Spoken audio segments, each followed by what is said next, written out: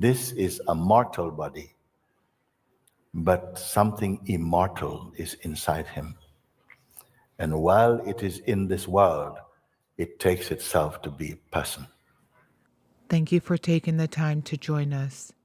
Hello, Mooji Baba. Hello. I'm feeling very grateful that I'm here in front of you. And there is something inside me which was a little scared. I was thinking that, if you choose me, if I raise my hand, what will happen? We're about to find out. So I'll figure out that today. What I want to know is, I don't know if that's a question, but I've been feeling very nice, happy inside me, the same way which I am feeling here from the day one I've come in the open satsang. And somewhere I was thinking yesterday that when I go back to my normal life after the season ends, I somehow don't want to go back. And when I say I don't want to go back, I want to stay here in my heart. Yes. For the rest of my life. I want you to be here. You are here with me. And I cannot negotiate this deal that you go away or I go away from here. But, when I lead a normal life, I stay here. And normally also I feel that I'm here only. But I go back to this human, this body, this personhood. And that disturbs me. I don't want to go back to this. You are not compelled to go back to what you may call normal life. I don't know really what normal life is. I think for each person, I have a different idea of what normal life is. But if just generally listening to what you speak, go back to normal life means what you're familiar, the familiar setting, the familiar interactions, the quality and nature of the interactions you have with other beings, whether they be your family or people that you work with and so on. But I would like to ask you, don't focus too much about that so much, because we don't even know how that will be. What is important is that while you're here, you discover as much as it lies within your capacity, as much as you can, to discover the fullest truth of who you are, not as an idea only, but as your direct and unchallengeable experience, you see. This is what is the opportunity of you being here. And now is your turn. You have stood up, you're in front of the microphone, and what is the doubt you have then? Or you say you're not sure? Did you say you're not sure if you have a doubt? I don't know. But you shared something. Yeah, I said that I'm not sure that if I have a question to Okay. ask you, but what I'm feeling in my heart, I'm feeling very, very content, Yeah. very full. I am feeling very happy, Yeah. very, very happy, very, very light about myself. I want to stay here the entire, always. Okay. I want to stay so here. that is something. Okay. So let's begin right there. You are experiencing happiness, you're feeling some peace, you feel very light, you feel more like who you think you really are. Yes. Okay. And you would like to remain like this, you say, for the rest of your life. Yes. I would like to tell you how it's possible. Because if your happiness is about something, I'm happy because I'm here in Rishikesh and because I saw Mooji, and I'm happy because the people are so nice around me, then that happiness may not last. It's very unlikely that it will last. It will be like a lovely wave or a friend you meet, and they will come and they will go. Like everything else will come and go. And we want to know why it goes. If it feels so nice, why it goes? Why the happiness seem to go? Because the happiness cannot stay with the one who is a person. Please, if I can speak a bit. The happiness will not stay with the one who is a person. The person is not the happiness that goes. It's the person that keeps coming and going all over the place. The personhood sense is not stable. It is not reliable. It is not really who you are. It is almost the whole world take ourselves to be that person. But that person is a construct that is constantly changing. And yet something is consistent in it, and the consistency inside and behind and beyond the person is the intuitive feeling, I am. This I am sense is not a person. It is the voice and presence of consciousness. That's what that is. But in the world, all living beings, certainly let's keep it to the human kingdom for now, that we have come to identify with the body, which is the instrument through which consciousness can taste diverse experiencing. And it seemed that no one has escaped from believing at some point that I, the I am, is the body. And once this belief is set, that the I am is associated with and is one with the body, then comes the belief, I am a man if you have a male body, or I'm a woman, or a girl if you have a female body, and so on.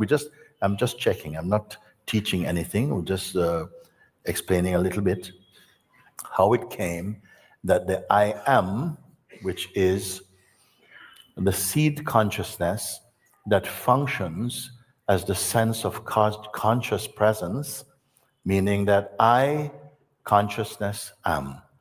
I, consciousness, exist. And that seed consciousness is not the absolute awareness consciousness. Please just bear with me. I'm going to try and speak more slowly a little bit. The ground from which all things have come is that pure awareness self. It is formless. The earliest and purest emanation from that seed, from that pure consciousness, is the seed consciousness, the vibration I am. It needs a body to announce its vibration I am. I call it sometimes the child of the Absolute One, the Christ consciousness, the Krishna consciousness, whichever name you want to give it. And this is the consciousness out of which the world is born, and the one who observes and perceives the world. But it didn't stop there, because when it identified with the body and believed itself the body, it became a separate person. The person is not real, is not true. It is a construct. But once this belief is set inside the consciousness, then all this, it is also consciousness, but it is very limited, because the body that it identifies with is a time body. It had a birth time, it had a growth or a lifetime, and it will have a death time, and that we call a life. But the consciousness is not the body. It functions in the body. This is a mortal body, but something immortal is inside him. And while it is in this world, it takes itself to be a person. It is not the person. It is meant to taste that modification or localization of itself in the belief I am the person. It will live as though it is this person, but the person is a vulnerable state of consciousness. The person and ego become one. The personhood state is a state of vulnerability, insecurity, desires, attachment, greed, jealousy, ambition, creativity, desire, attachment. All of this comes alive for the personal or the human expression of consciousness. I'm just saying this. You may hear it said in other ways as I go along. I'm not asking you to write notes right now. Just listen in a space of just openness. Let the words find their right place in you. So this a great sage in this country from the south of India called Ramana Maharishi, I have a picture of him here. He once said, the I removes the I, yet remains the I. And of course, if you listen with the usual cultured mind, it sounds like foolishness. The I remains, remove the I, yet remain the I. What does it mean? I'll explain my understanding of this. The I am vibration or consciousness, the seed consciousness, that is not a person and it is not personal. It views the world from the place of what I may call the second birth. Many of you may be new today, so I will explain that later. It is the weakness of this world. But the purest weakness is the weakness that is not identified or take itself to be personal with the world. It observes the play of manifestation, even the manifestation as it moves through this body and plays through the mind. It observes that. Ramana's statement, the I am, removes the I me, which is the belief in personhood, which molests itself. It removes this and again remain as the vibration I am. When it has removed this belief, this distortion of perception, this mistaken identity, it again returns to the peace which does not go away, the happiness that will not leave you, the joy that will never leave you, the life that will never die. So in satsang, you are here to discover, not to create, not to develop the I am vibration, but to sieve out this mixture of I am and I me, to again remain in your natural state, I exist as consciousness. Okay? So the sense of the person is not a stable state of consciousness. It is a state of consciousness or a mode, you may say, of consciousness, but it is not stable. It is largely illusory. But because it has inside it the pure I am vibration, it seems to be continuous. Actually, the person is always fluctuating, the personal state. What is able to observe the unreliability or the fluctuations of the personal state, that which observes that is the I am consciousness. The sense I am inside you, nobody put there. Not your parents did not give it to you. Actually, the name of all sentient beings is the intuition I am. I am is our name in our manifest state. But the world, through your parents or the mind, gave you another name. And you say, I am George. I am Suzanne. I am Kamal. I am this. And that name that was given in the world is pointing to the person.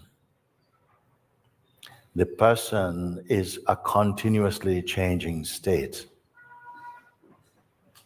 When your parent, your mother, was pregnant with you, your parents felt we're going to have a child. They may even be told it's going to be male or female. They're expecting a child. But were they expecting you in particular? Who is you in particular? That is a surprise. That is something that continue evolving and changing, even as you are today. Perhaps in a short while, how you feel about yourself will change.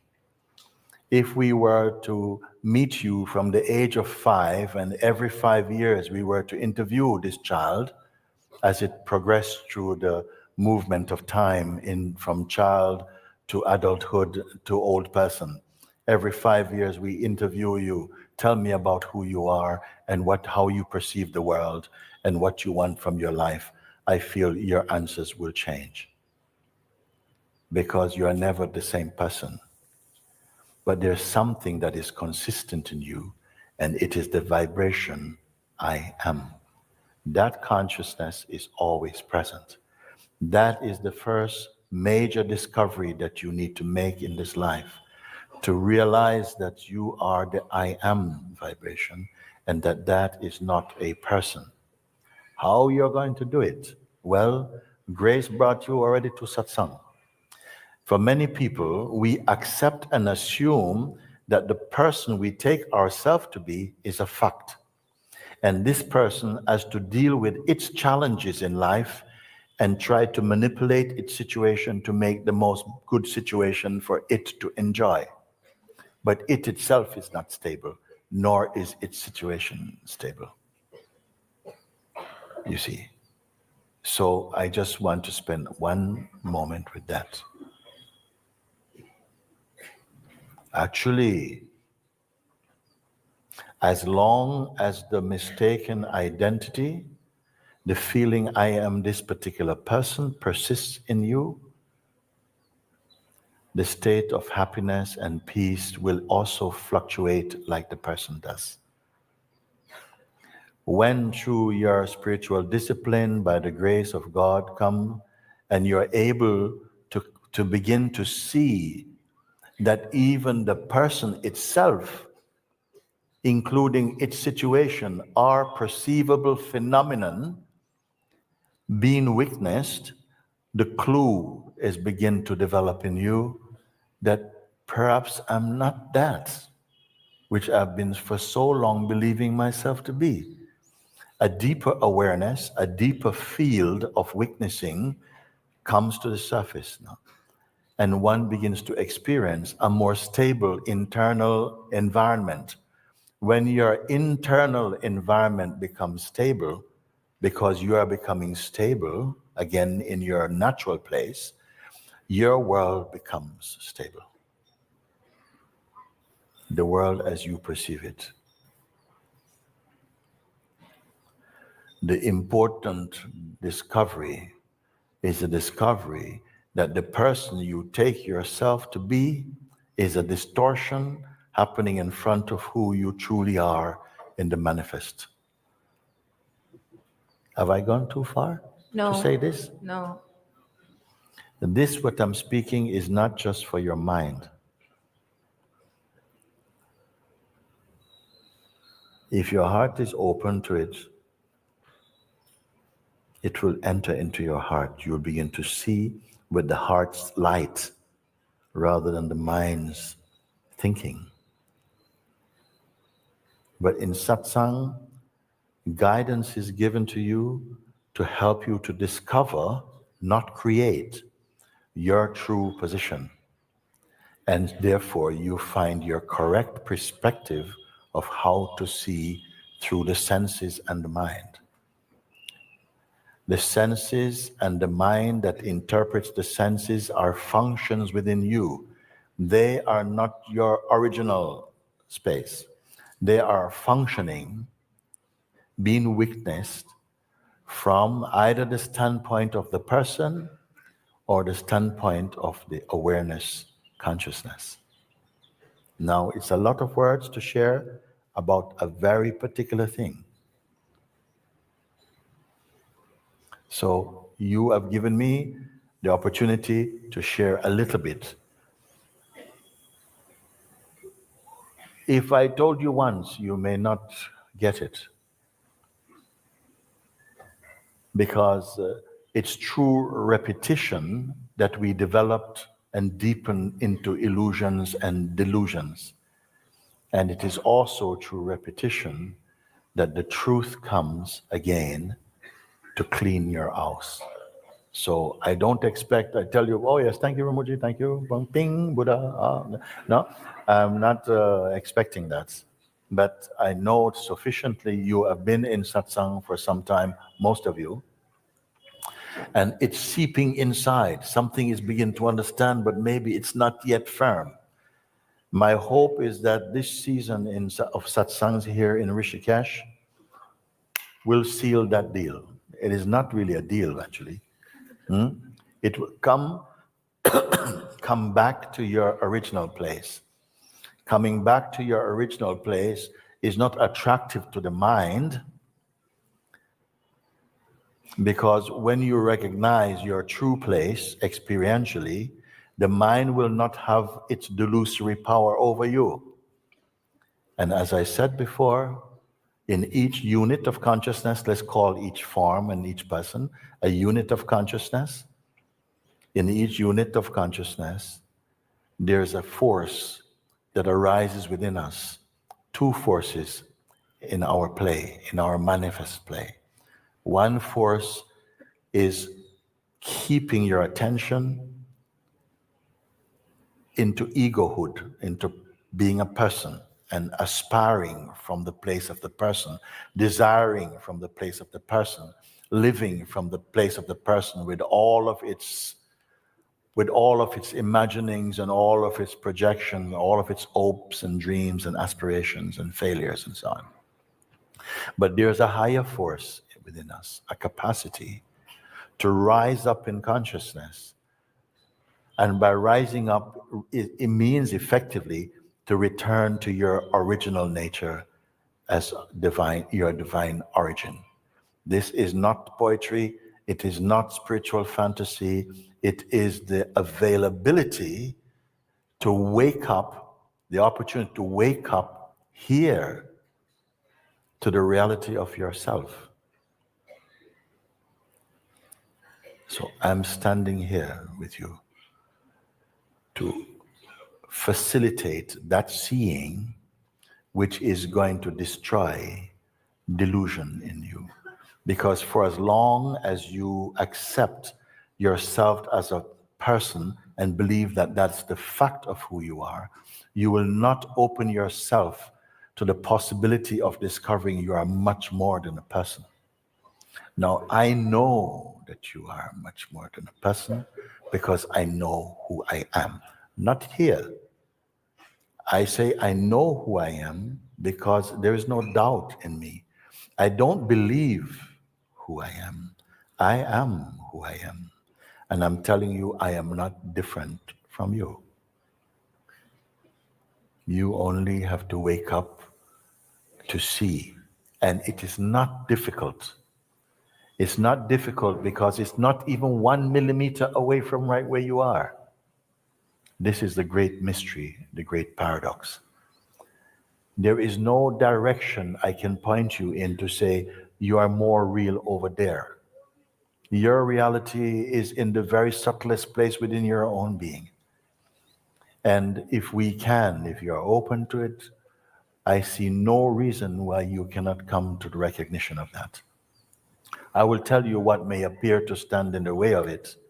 What may stand in the way of it is that as soon as that seed consciousness, the vibration I am, was conditioned to believe that it is the person, it began to develop in the mode of personhood.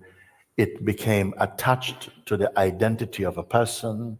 It believed in its dreams and its ideas and identities about itself. It feels it has an exaggerated respect for the mind, the psychological mind. It becomes attached to certain things in the world which are all perishable, including its form. And therefore, when the time comes, although it suffers also this state, this limitation, when the time really comes as an opportunity to wake up out of this delusion, fear comes. And the fear feels, at least I know my world. I don't want to give up my world for something that is unknown. And this fear is holding everyone. And the one who comes to tell you and to point you to say, I'm not asking you to give up your world because I know you cannot. We are too attached at the moment. We are too identified at the moment to tell you give it up. All I'm asking you, leave it right where it is and let's take a look together at it. When you come to a situation, a clarity that what you're looking at cannot be fundamentally and essentially who you are, the one who is looking, a space begins to open in you. That is possible today. Many of you sitting here know that space and are functioning from this space already.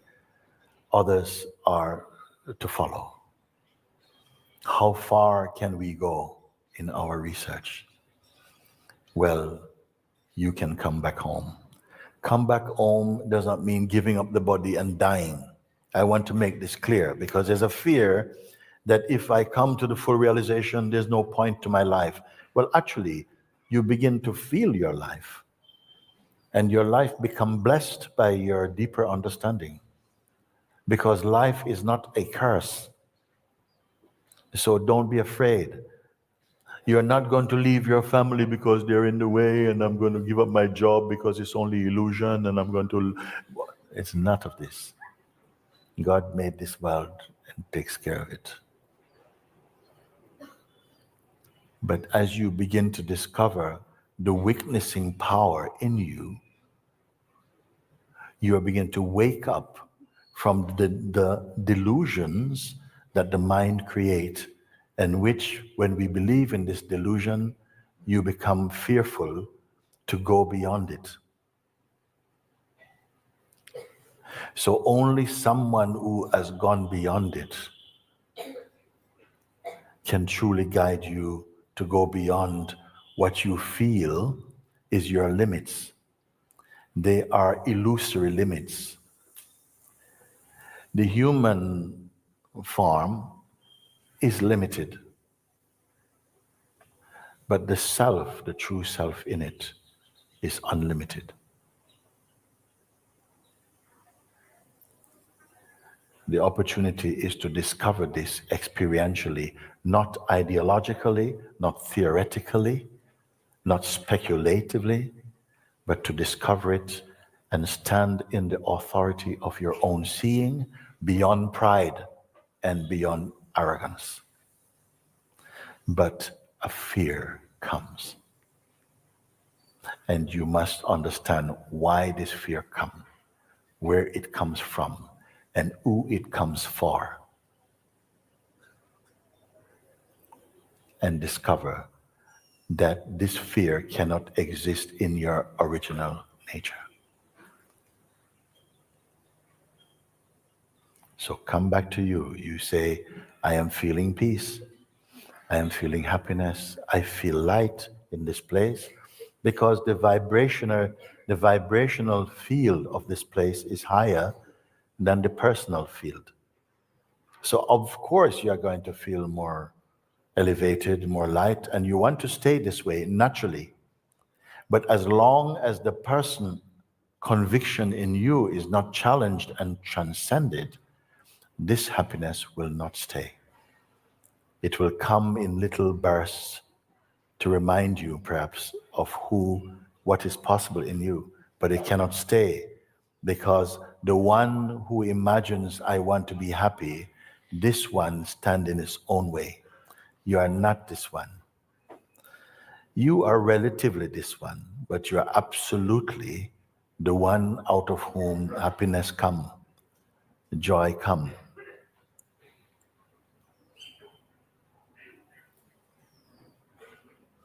You notice that I'm not speaking religion. I have nothing against religion. It is much more broad. I'm speaking in your heart, to your heart, because it knows no division, into your pure being. Now, how are you going to achieve this thing should be your question. If it is true that it is possible to be naturally happy effortlessly happy, effortlessly at peace, ever stable, imperishable, undying, unborn. How to do it? Well, you can't do it. You can only discover it. You cannot do perfection. The self I'm speaking about is not a development. The only thing that can develop in you is your mind and your idea of yourself. You can continue growing. Growing as a self, as a personal self, is possible. What does it mean, growing as a personal self? Becoming less identified with it, becoming more compassionate, more patient, less selfish. I can go on and on and on and on. Yes, we will experience a growing. But I'm coming through another door.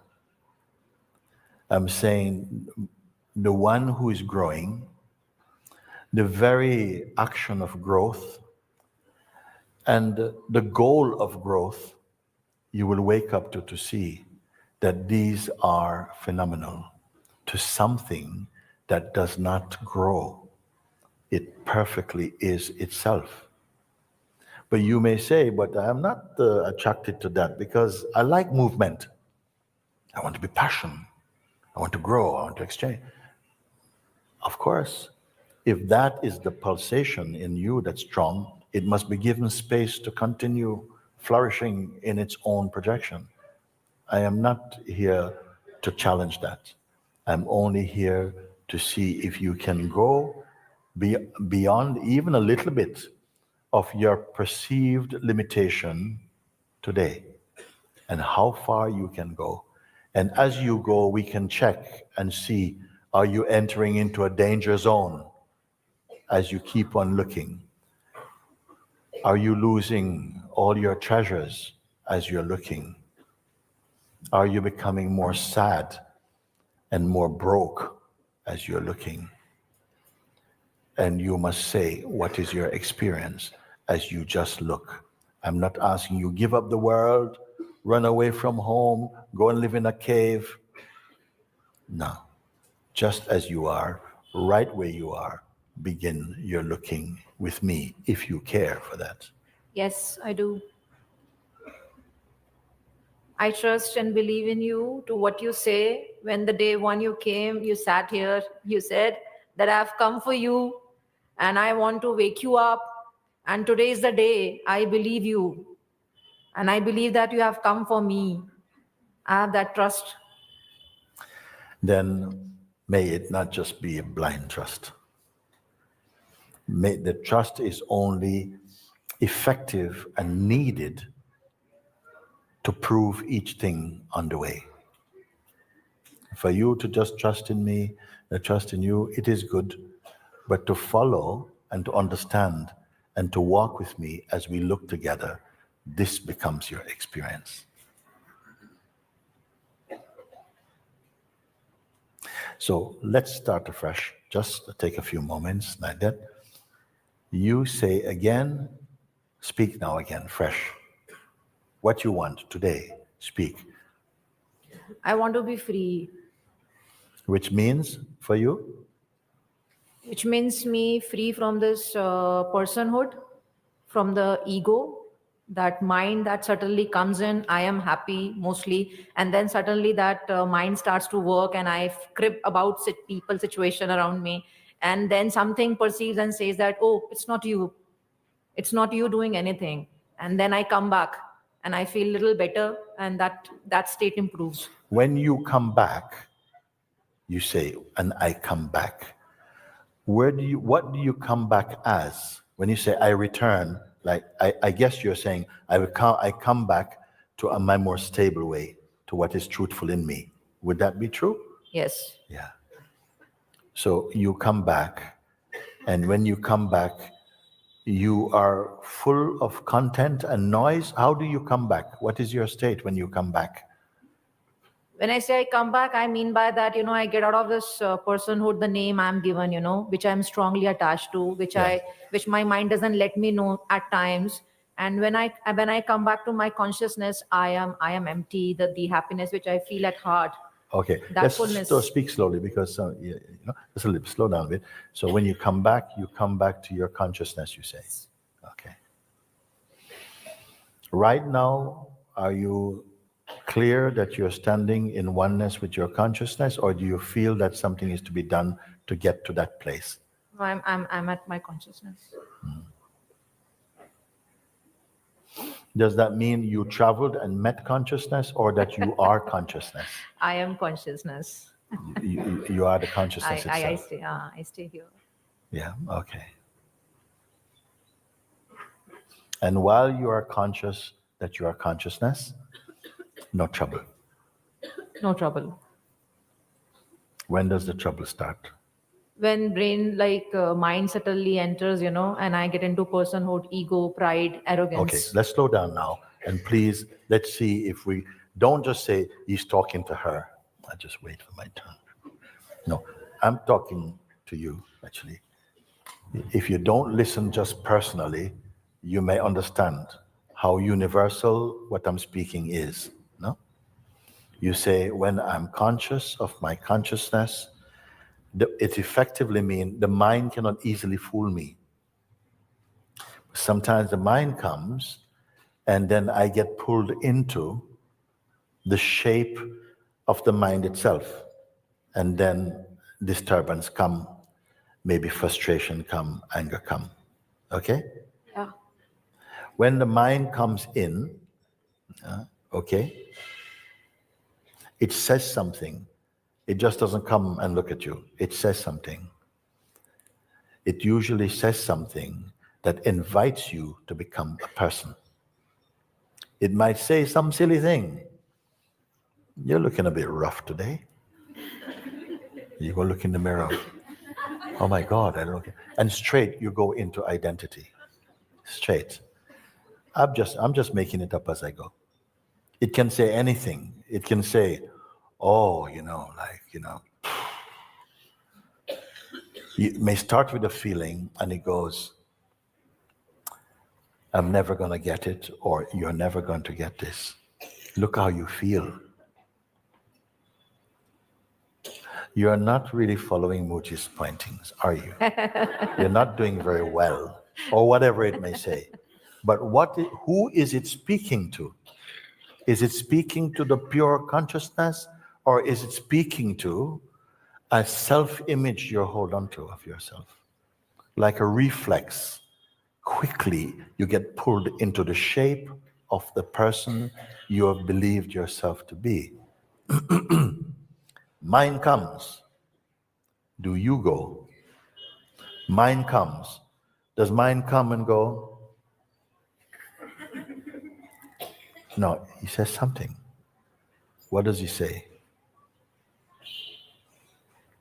Today is going to be a full day. You're not going to have any time to meditate. Which means what to you? Oh, I'm not going to be able to be myself then. Something subtle is playing with you. But it can only play with the idea you take yourself to be. It cannot play with or intimidate the I am presence in you, because from there you can observe the mind has come, mind is here, okay?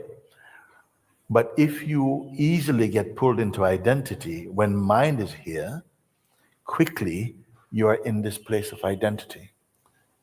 You cannot get into trouble unless you become personal. I say again because it's worth saying. You cannot be pulled into division and confusion and trouble unless you get pulled into the shape of a person. Because only the personhood mode of consciousness experiences this kind of turmoil. But at the witnessing place, the sense of turmoil and the one who is suffering turmoil is visible. Maybe initially they feel some resistance or some difficulty to see like this, because we are not accustomed to challenging our perspective in personhood. You take the personhood stage to be a fact, and what you take to be a fact, you don't challenge. So mind come. You're peaceful. You're peaceful, feeling peaceful. It's not even that you're feeling, you are peaceful, you are at peace. Then mind come up as a thought. And it is, in our country, we have a saying, we say, Duppy know who fi frighten. I'll tell you what it means. It means the ghost knows who will be scared. Okay? We say another saying,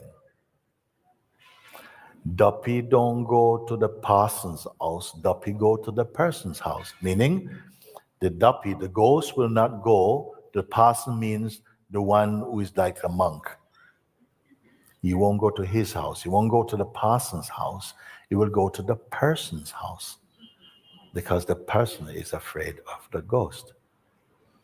The thought will come to the one who is susceptible to being distracted by that thought. Distracted means to leave your true place and to go to your false place. The false place is your person place. It's a volatile state. Am I speaking too quickly? No. Okay, so watch this tendency. You're at peace, you're here. The mind comes and you're in pieces. You're at peace, the mind comes and go, so what are we gonna do? And suddenly you have something to do if you believe. So watch that. Who is the mind speaking to? Presently, you feel it is you, meaning your true self. No. Then speak then from this place. If you say no, then when the mind comes, what happened to you? That is what it tricks me, no? It speaks to the person. That ego becomes so big that I get into that situation and that scenario. No, but you said no. You say, He's not speaking to the consciousness, it's speaking to the person. but you don't know in that moment you are the consciousness. Yes, I don't know that. I am keep traveling. Yes. You see? So something, a capacity in you is capable of listening to that voice and believing that voice, and it pulls you into the shape. Yes. Once you go into the shape, you have to fight from that shape. Do you have to fight from shapelessness?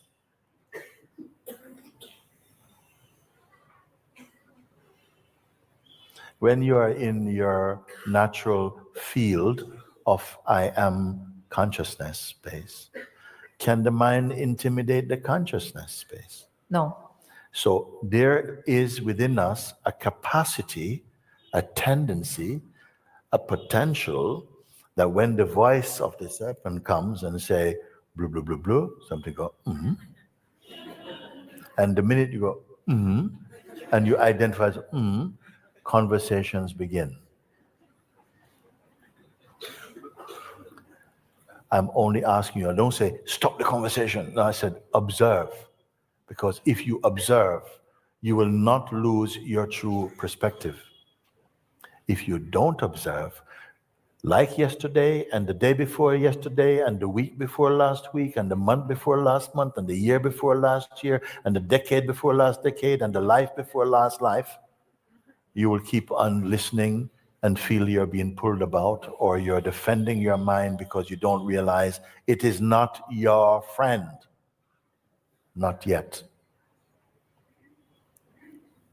It is speaking to the person you take yourself to be and not the truth you are.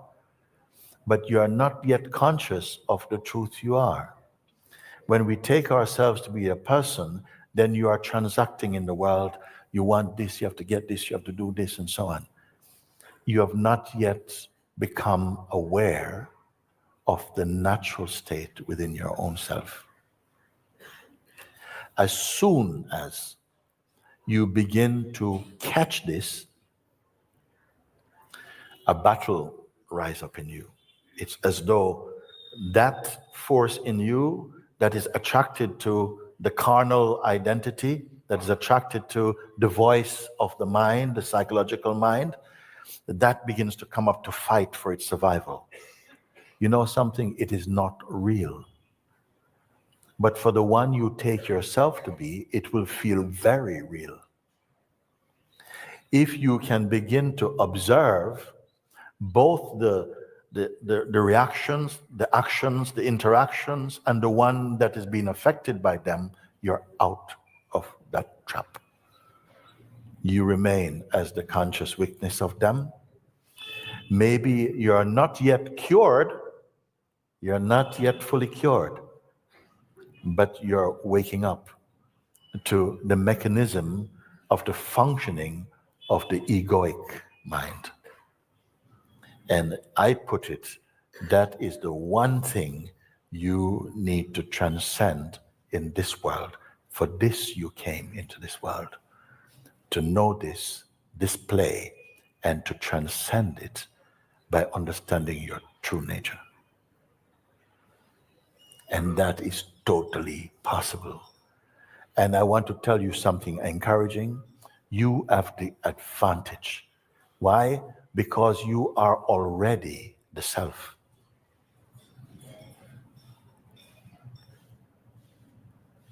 It's just while we are sleeping, and sleeping means believing the projections of your mind and conditioning, it is as though we are cut off experientially from the truth that can never leave you, but is only covered over by your mind.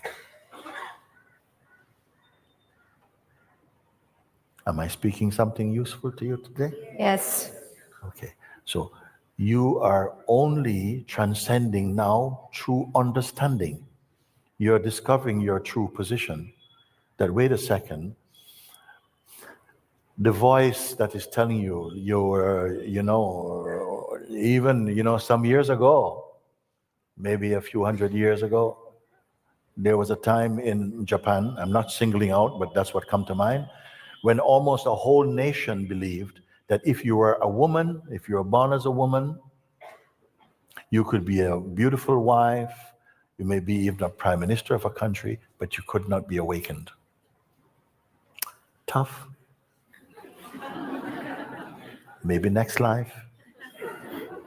Maybe we pray next life I come back as a woman. There were not many awakened men, but at least they could be. But as a woman, no chance. Okay? And the whole nation believed that until a sage arose amongst the people, and this sage was called Bankai. And Bankai came and began to just expose the foolishness of that concept and demonstrated how it was completely false. And so many people, both men and women, became awake to their true nature because of this simple sage. He didn't come with high words and expressive philosophical language.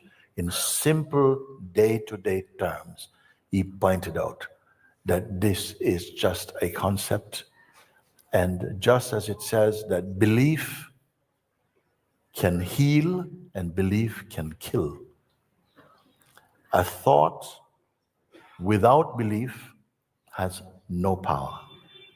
A thought with belief and identity can start a war or can begin to heal a nation's pain. Belief and identity. Okay. We feel we're in enlightened times, but we are full of false beliefs also. You cannot avoid them. Why? Because the password for living in this realm first, the password is I am this person. And with that, the consciousness effectively put on the mask or the garment of personhood and begin to experience this existence based from the perspective of person. Now, for some reason, I don't know, how it came to be that you came to satsang, how you discovered this. Some force must be guiding somehow to bring you first to YouTube or whatever it is, to begin to reflect and say, wait, maybe there is something in this. Maybe there is something in this. And keep listening and keep looking and keep discovering and keep feeling more and more free, and then somehow buying ticket to come to Rishikesh. I hope this is a one-way ticket. I hope so. Not just to Rishikesh, because I'm not advertising Rishikesh. I love the place, okay? But to freedom, in the terms of what I'm speaking about, freedom is not some fantastic, imaginary place. It is who you are. And our time together here is for discovering that. We have 2 more weeks starting from today of satsang. It is enough time if that earnestness is in you. It is enough time. Maybe today will be enough time for somebody also.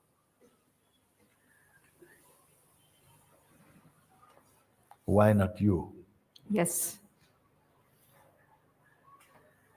So again, what is the significant pointing? That as long as we are identified with our conditioned identity as a person, nothing you exist can be stable. Nothing you experience or believe or experience will be stable, because the very identity itself is not stable. And this identity wants to capture the absolute. When I met Papaji, when I came up in front of him, I was already in so many blissful, so many blessed states, like God had entered my heart, everything I felt. So when I went in front of Papaji, I didn't know what to expect actually. I was a bit afraid, but I was kind of hoping that he would say, you've come. Blessed one. But something undetected within me, we could only be exposed in the Master's presence.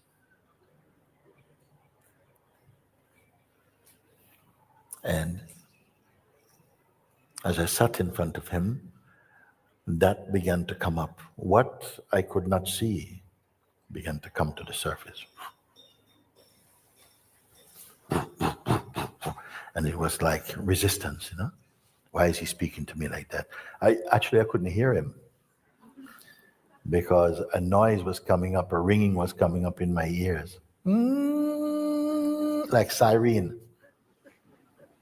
And I was looking at him. I wasn't even trying to hear, actually. Something was going, don't want to hear none of that. But something came through, and what came through is this. If you would discover the truth, if you wish to discover the truth, you must disappear.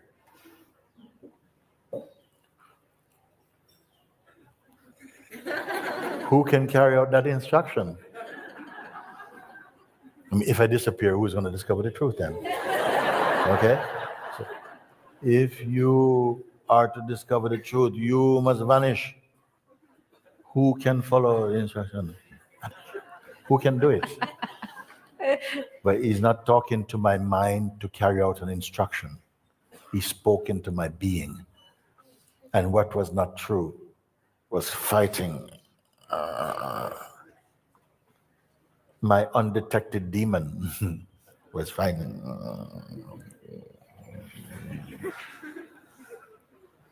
But I was still on its side. I was still defending it, because that's what I felt was.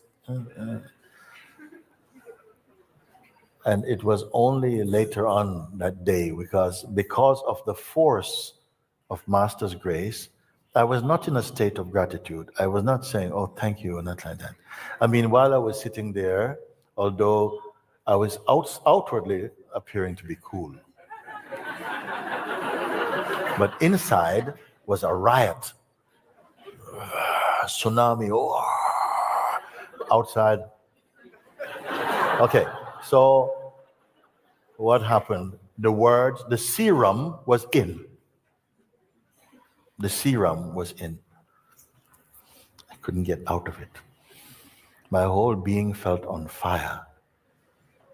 It was a hot day in Lucknow, but I was hotter inside.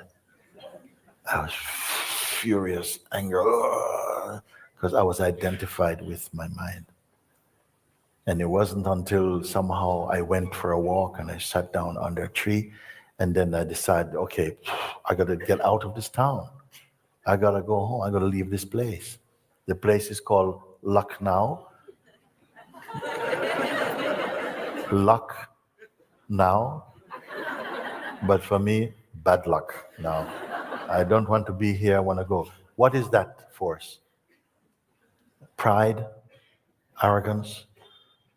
But before this, I felt the grace of God. I felt the love of God. I felt the peace of God. Why I didn't see this before? Did Papaji give to me? No. The power and the light of the grace coming through him exposed something that was effectively living in a blind spot inside my being. I could not see. And he touched it. Everything started to shake. I was not grateful. I did not like him. But somehow the serum, the power of the wisdom and the grace was already in. And as I walked to go back at some point, it was all gone. I could not find the person I had taken myself to be. I could not find. Who could not find? Something vanished, but something was there to see, but where is the one? Where is the one? The reference for who I am was not there. So this vanishing did not end with a death of who I am, but somehow a vanishing of what I'm not. And this vanishing is happening, maybe slow release, I don't know.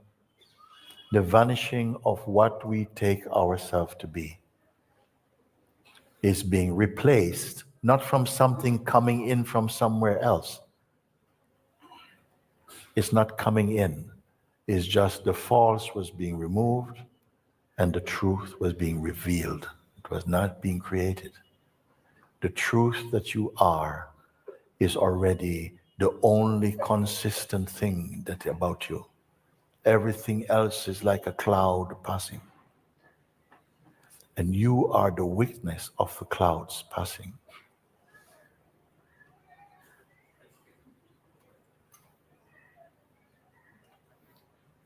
But if you are attached to your person, it will feel like it will not be seen clearly, this thing. As soon as you begin to feel the power of awakening within you, the expansiveness, the joy, a contrary power begin to come, like a force that arises up to sabotage the possibility of freedom. I want to tell you about this force. If you don't understand it properly, you will think, oh, it's the devil, it's the demon, it's horrible, it's trying to stop me. But for the one who's woke up, is going to see that this force is come to help you. Because you have to be tested. This force has come not to make you fail, but for you to experience transcending it. You must transcend. Because actually, there is not one single power in the world that is naturally against you, what you are. It can only be against the idea you have of who you are. And if the idea you have of who you are were to survive, you would not wake up to the truth of who you are. So these things which are, my world is falling apart and I can't do this and stuff. Who is speaking? The one you take to be yourself. It is connected with you, but it's such a limitation. When I ask you, but can this one not be observed? And you reflect and you listen to the guidance, you come to see, yes, what is it? Who is this one? What is it? And you come to see it is just a thought from the mind believed in. A thought from the mind believed in. And who is the believer? Is not even the act of believing also perceived also. Can you stay with me now? Yes. Is not even the act of believing. But you say, but my attention just keeps going there. And I say, your attention going there, is that not observed also? Yes. Is that which is observing attention going somewhere, is that itself being pulled? No. And as you begin to acknowledge, recognize that there's a true power in you that is not pulled about by the mind. And what is pulled about by the mind is the idea you have of who you are and not your true self. Your freedom is beginning to open up in you in consciousness, like a flower opening up to the sunlight. Is this fantasy or is it experiential? Experiential. So you speak about, of course, everybody's happy to be happy. Even the demons are happy to be happy, but they're happy about doing things wrong. It makes them happy. But they want to be happy. You want your happiness to persist, to not turn into sadness. How is possible? As long as you remain in the realm of duality. And how do you remain in the realm of duality? When we cling to the state of personhood without recognizing that you are beyond that state of personhood, then it is unavoidable that we get caught up in the traffic of identity and feel a prisoner of duality. But this is not a fact. This is the fiction of consciousness.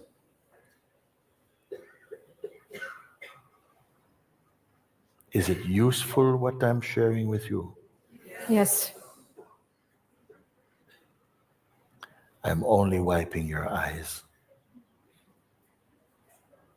Not the eyes that see outside, but the eyes that can see within. Those eyes that even a blind man can say, I see. Even a physically blind person can say, thank you, I see. Because it's not a seeing of objects. It is the seeing that comes through understanding of who and where you are.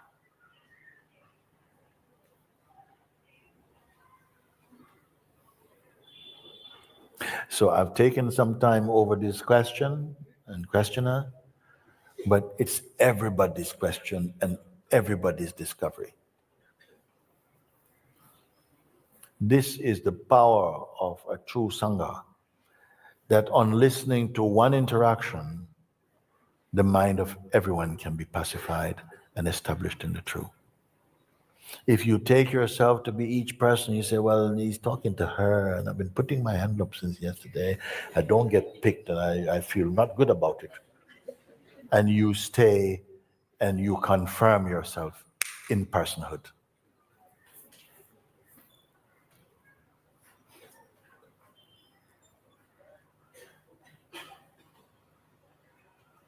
This is everybody's picnic.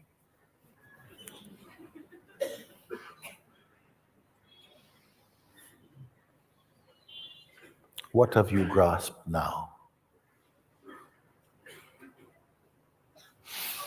If you can, right where you are, having heard the words, and maybe in this moment you don't feel the attack from your mind, Why? Because you're in a higher state of consciousness, in a truer place within yourself, and it will not come because you will know it's a waste of time right now. In the Bible, it speaks about the temptation of Christ. When he overcome the temptation, it said the devil left him for an opportune moment. Opportune moment is when you're feeling a bit low, when you're feeling alone and in the despair. He will show up and say, "Hey, what's up? Remember me? Remember what good times we had?" Yeah. When you are more susceptible to that voice within yourself.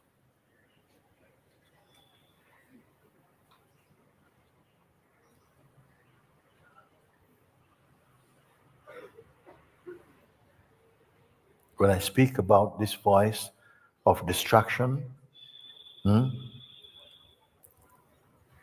I'm not speaking about a Christian phenomenon or a Muslim phenomenon or whatever. I'm speaking about the phenomenon that comes for every living human being. It arises. You may give it another name, I don't mind. It is not the name. And you know it really well. And right now, it may feel very uncomfortable for some of you what I'm speaking. But it's only uncomfortable for the identity that you've been living with. But a deeper place in you may recognize, yes, but I can't get to that place because the mind is too loud. You remember I gave example about the driver on the road, the young driver on the road. wiper. Yeah, windscreen wiper. He's learning to drive, but he's never experienced the rain before. And now the instructor say, "Let's go on the highway." And the driver says, You sure about that? He said, "Yeah, you can drive. Drive on the highway." "Okay, if you say so." And driving, mirror and everything good, signal, everything stand on the road. Traffic is going. Then the rain starts to fall. And he's not experienced the rain before, not driving. And instructor say, "Put on the windscreen wiper." I said, "Where is that?" I said, "There, flick." And and what happened? The driver is distracted by the windscreen wiper. And the car is going on the road. Another driver is going, "Hey, burp, burp, burp, burp." And he's panicking. He said, no, please, can you turn it off?" He said, "No, we can't turn it off." "Can you turn off the rain?" "No, you just focus on the road." "But I can't focus on the road because the windscreen wiper is distracting me." "No, the windscreen wiper is not distracting you. You are being distracted. Keep your eyes on the road." "But could we at least turn it down a little bit?" "No, keep your eyes on the road." "Please, can we stop?" "No, keep your eyes on the road." Then at some point, that focusing happens. When the focusing happens, it doesn't matter how fast windscreen wiper is going. The car is not going. The car is going. Apply this example, this metaphor to yourself. You're saying, I say just remain as the weakness. We say, "But there's so many thoughts coming about, man. Whoa, can we do some meditation? I'm going to do a mantra japa. No, I said, just stay where you are. Don't get pulled into that. Don't go into shape. Just be aware. Stay as awareness. "Yeah, but Mooji, you don't know how strong. Look at this one. Whoa." I said, "No, just stay as you are." "But the thoughts are distracting me." No, that itself is a thought. I said, no. Look how I'm going to have a heart attack. No, you're not going to have a heart attack. And if you do, you'll also be observing that also. Who can hear it? Now we're not talking about a road because we're not going anywhere. Stay as you are. You're simply observing. You don't need to go into shape. Don't go into person. Don't be a traffic policeman in your head trying to stop these thoughts or set up some immigration desk for thoughts. Okay, I give you 3 months visa, you can go. No, you have nothing to do with that. Stay only as aware. Awareness is only the space in which all these things can come, and whatever come, go. But if you identify, you will see some thoughts coming and think, wow. And you're gone. You're not gone, but you forget that you can witness that. You combine yourself with that, and you lose your perspective, and you have the impression that I've lost my place and so on, which itself is a thought believed in. Are you getting it? Yes. Yeah.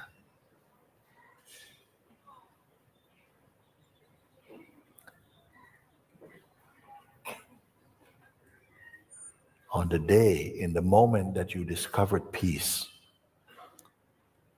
where was it all the time?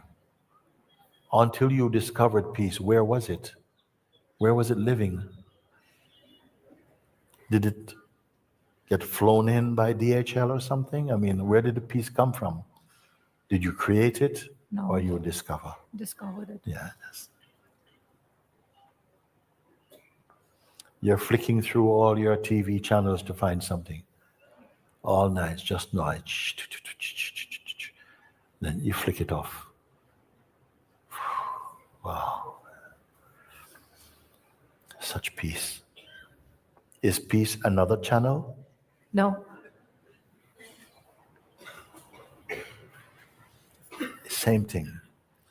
What is this thing flicking? Identity. Identity is searching for something to be entertained by.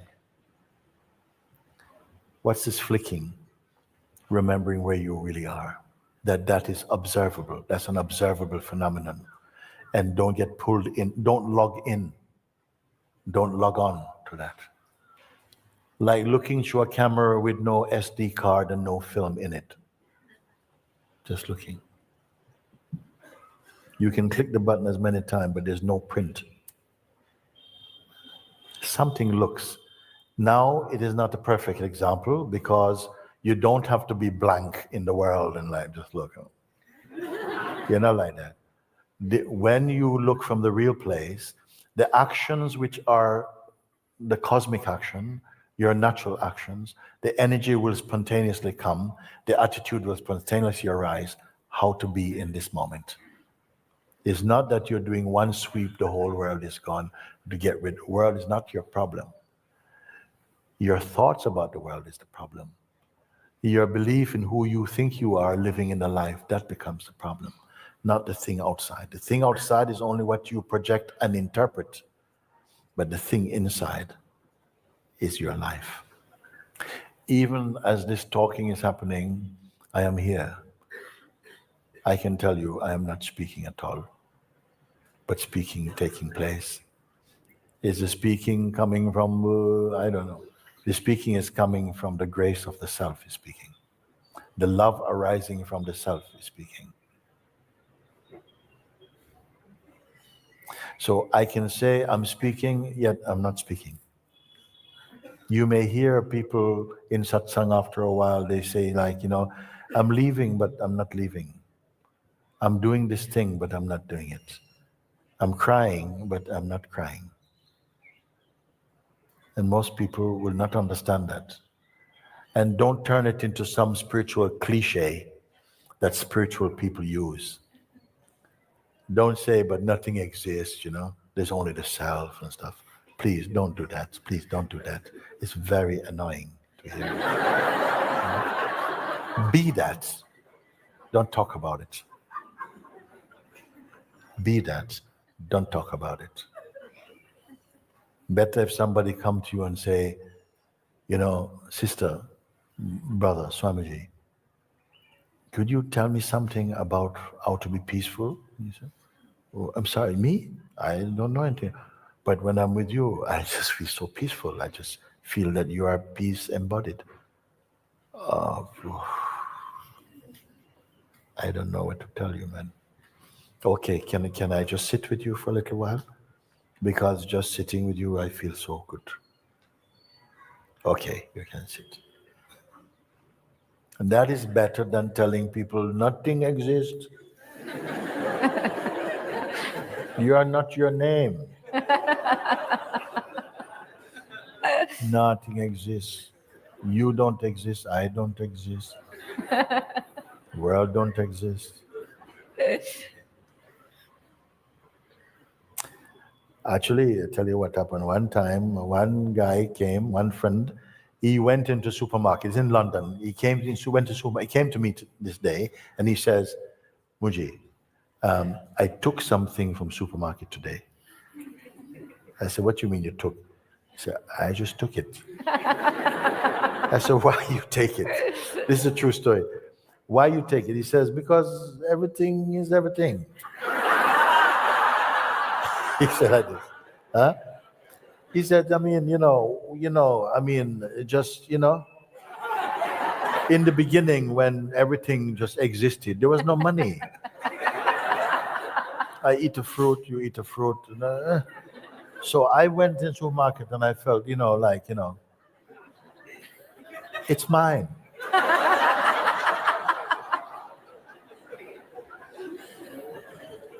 And that, anyway, it's not real.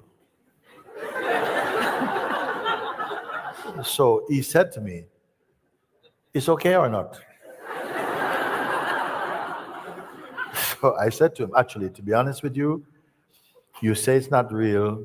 So if you were coming out, no, you've just finished eating some unreal fruits and you put the rest of the unreal things in your bag and you're coming out and the unreal security guard stop you and give you an unreal search. And then you have to go to an unreal jail and go to unreal court where an unreal judge give you 3 unreal years and you're okay with that, then I'm okay with that.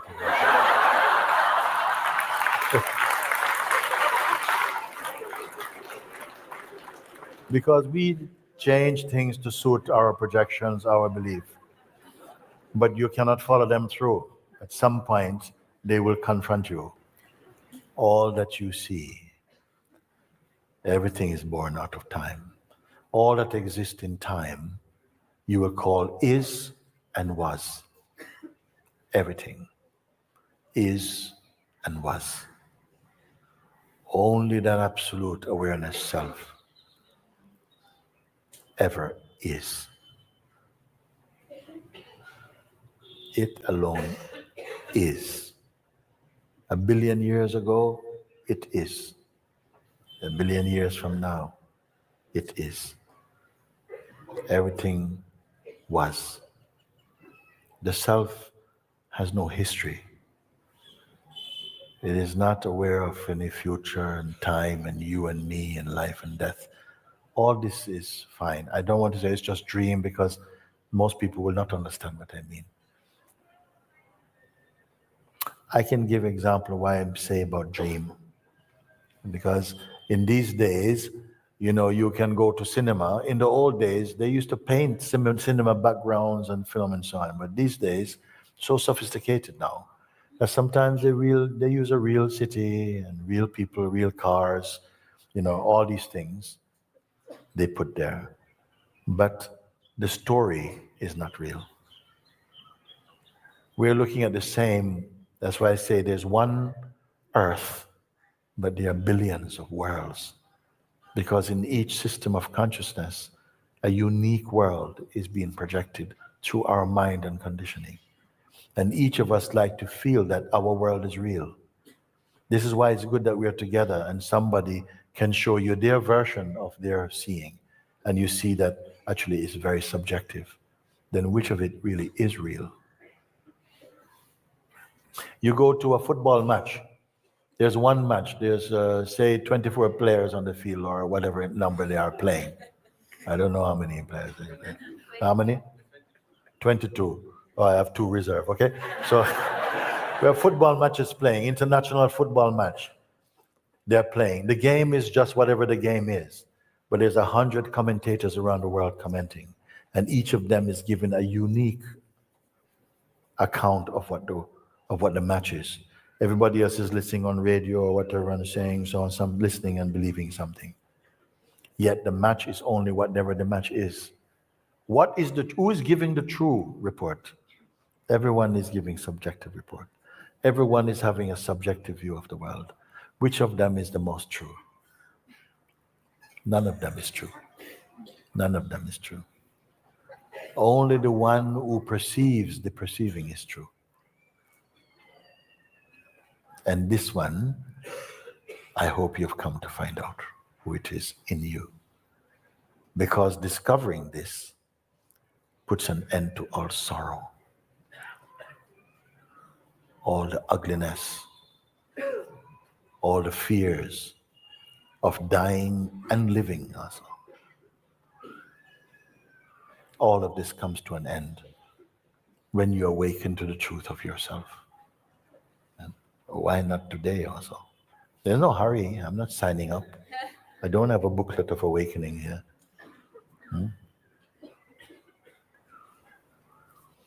If I can I say something, Alberto? Can I say something? This is Alberto. This morning he came to my room and he said, I have to say something to you. Reggie, this morning my mother slipped away. But he's happy because he knows where she is.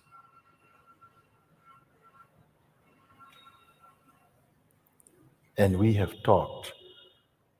His mother and me is talked. I sent her a message also just a few days ago, just to share what I'm sharing with you, but in its quintessence.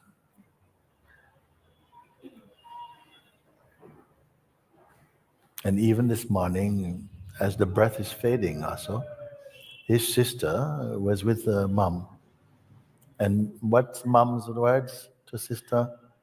She said, speak something, yes. She was whispering, all is good, all is fine. Because my sister was panicking a bit, seeing her fading. And she just called her, and the last thing she said was this, everything is fine, all is good. And my sister felt peace after that. Yes. I said to him, because I know mom, and I say, we had the lovely prayers of gratitude and blessing for her. And I said, today, we don't make any arrangement right now. We just want to be with her, no? And he say, there's no arrangement to make, Guruji. I'm happy, I'm here. I'm staying here for satsang. I'm staying for satsang. She's here. I'm staying here for satsang. This is someone who knows the power of satsang. It's the key to your freedom. To wake up to what we can never not be, but yet we are unaware of it. Don't be a container of concepts and beliefs, because they come and go. Ideas come and go. The more we are identified with personhood, the more ideas come and get stuck. Your mind become like a Velcro of our thoughts. They get stuck. And those thoughts, it's like they are growing their own fruits in you. But none of them is you. It doesn't matter how much stuff you think you have collected, voluntarily or involuntarily. But I point to you to say all that stuff, all that noise in your head, all that things that you imagine you have to do, you're aware of them at the place of the awareness itself, where the things that appear to be needing to be done and the apparent one who needs to be doing them are perceived in a space that is not trapped in the bubble of any scenario. Yes. Are you aware of this? Are you aware of this place? You see? And even if there's a powerful pull, a feeling like a pull to get entangled in this, are you not aware of the sense of this pull? And what is being pulled and is pullable to go into identity? Is that not also weaknessable? Yes. But you have to keep doing this, because the reflex is, as soon as the noise is to something go inside, and it is a door, your sense of identity becomes so strong that it appears to be greater than the awareness from which it comes. But it is only a movement, it is only phenomenal. If there is a practice, it is just keep looking and watching this I sense and seeing that if it can be watched, it cannot be the essence, it cannot be the essence of what you are. It is also phenomenal. And by doing this, again, you come back to your natural place. The sleep is over. When you look like this, with all the mind's threats and schemes and maneuvers, when you stay in this place, have you lost anything, and can you lose anything that is of true value?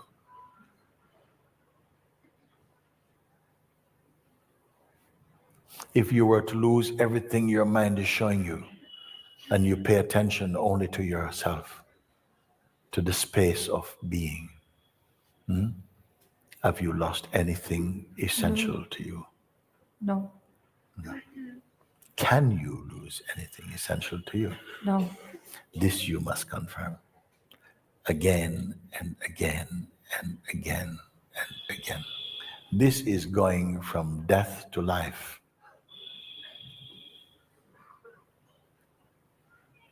This is the movement from darkness to light.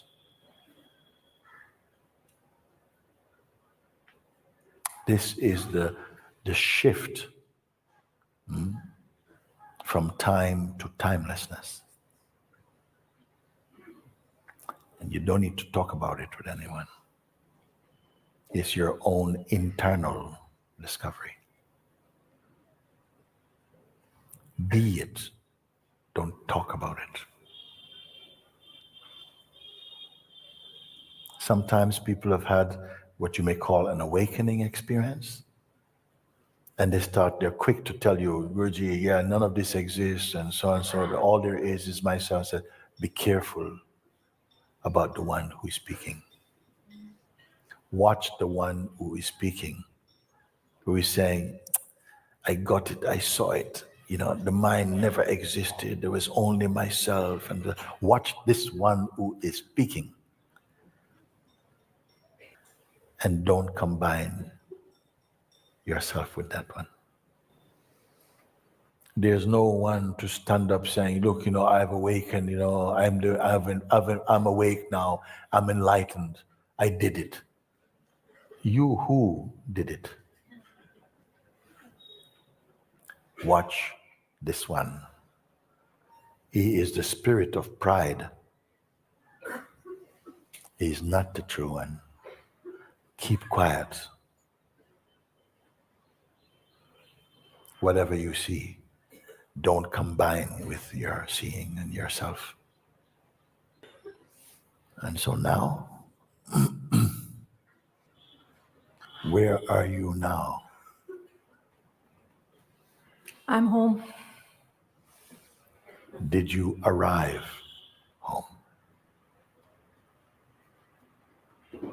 I understand I live here.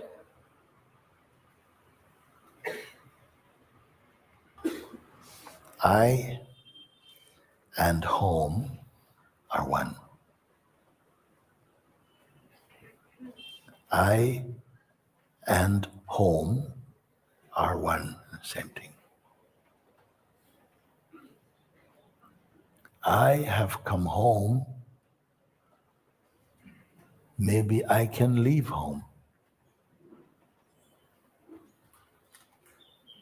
It's not just words. I'm just checking with you. Is it inside that, yes, finally I got home now. Thank you very much. Thank you. Very nice. Yeah. I'm going to stay here. The one who say, I'm going to stay here, cannot stay here.